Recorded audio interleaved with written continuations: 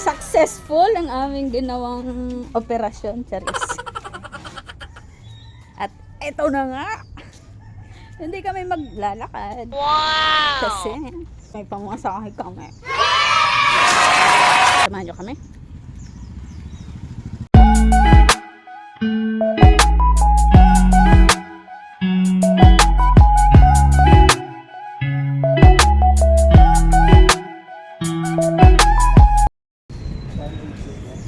Kami ulit ang magkasama.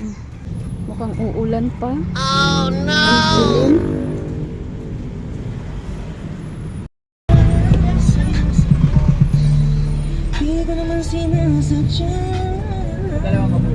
Nakasakay na nga kami. Dito nga ho kami pabayan upang withdrawin ang kanyang sahod na matagal nang napending. Dito na nga kami. Dito na tayo, brother. Mamaya doon natin sa kabila.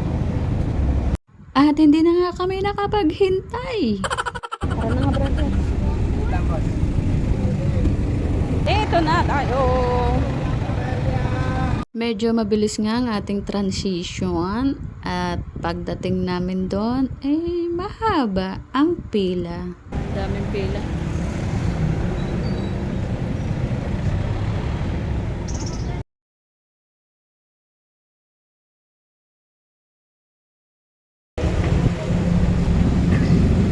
At habang nagtatransak ako diyan, ay ako'y tuwang-tuwa nang malaman ko ang resulta.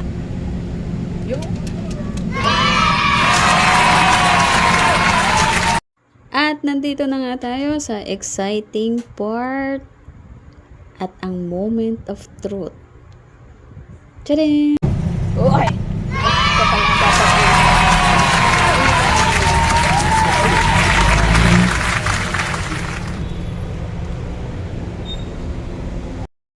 Ngiting tagumpay! Pag wala ng laman, sa akin na. Dito nga ho kami nagtatalo kung anong manok ang bibilihin namin. Ito, brother, para mas malaki. Malaki yung manok na brother. Ayun. Doon na tayo. Diba sabi ko nga sa inyo, hindi pwedeng laging wala. Dapat meron. Bangka para sa kanya kasi ilang araw na siyang hindi nagkakapera. At habang ako'y nag-i-emote, aba, yung kapatid ko biglang tumawid. Ganariho ako tumawid. Ay! Tatawid kami. Ay! Ganyan ho ako tumawid, maingay. At syempre, ang mga ginagawa ng ibibili ng manok. Wow! Tawang-tawang, hindi pa kami nakain. May bibilihin lang daw siya, damay. Natutuwa ko. 2 buo ang binili niya. At habang nga ho ako'y nagbibideo diyan, ay nakipagtsikahan ho sa akin ang kuya. Ang kulit eh. Hala. Nanood ka naman. Nagpapa-shoutout si kuya. Wow! Kuya, taga saan pamilya mo? Mindanao po. Mindanao. Yung pamilya po ni kuya, shoutout po sa inyo. Sana all. Mga taga Mindanao po. May tulong para pamasahin ko. Para po matulungan niyo po. Tapos biglang may nanghingi ng tulong. My God.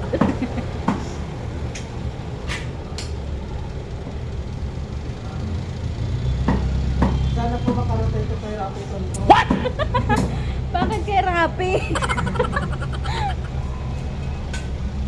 Shoutout sa iyo kuya at sa pamilya mo sa Mindanao na sana makauwi ka na at huwag na sana tayong umabot pa kay Senator Rafi Tulfo.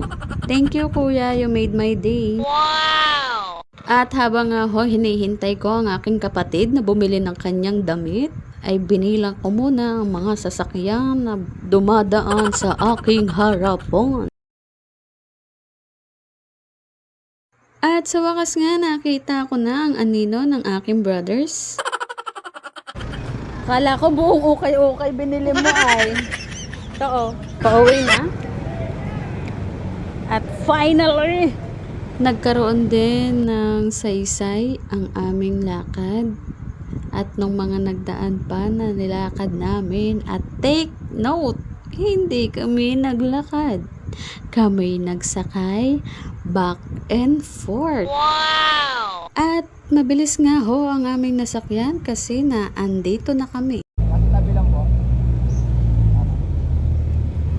At habang nga kami naglalakad, medyo gumanda yung pandinig ko dahil